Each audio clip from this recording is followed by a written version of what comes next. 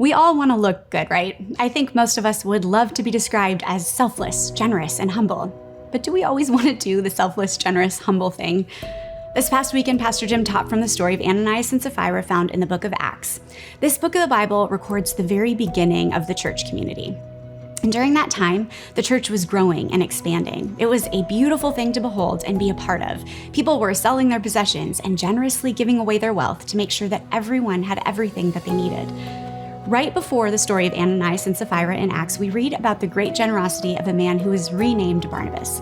He seemed to kind of set the spirit of generosity for the church through his selfless giving, and everyone was hearing about it and about him.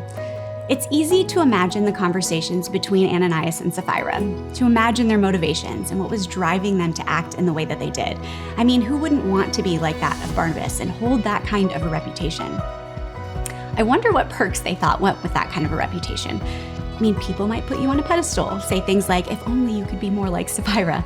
Maybe you would be put in a position of leadership or authority. It's easy to imagine this is the motivation for their big lie. Ananias and Sapphira decided to sell some land and give the money to the church sacrificially. But instead of giving the church all the money, they kept some of the money.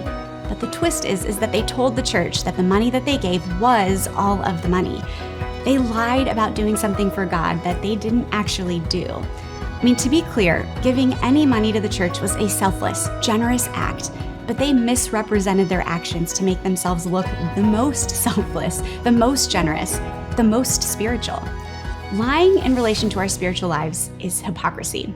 Ananias and Sapphira were essentially spiritual actors fueled with a need for recognition and esteem among the church community. Up until this point in its early life, the church had been bursting with goodness and enoughness and faithfulness. But by lying to the church, they brought a destructive and divisive spirit into this community, and God took that very seriously.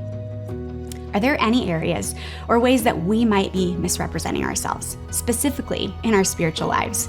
Are we more concerned with what our spiritual lives look like to others than the lives that we're actually investing in and living? What would it take to get those two in line with each other? As you continue to reflect on this weekend's message, I hope you'll take some time to think through these questions. And if you found this at all helpful, I hope you'll click the like button and share this video with someone else. It may be time for a spiritual gut check.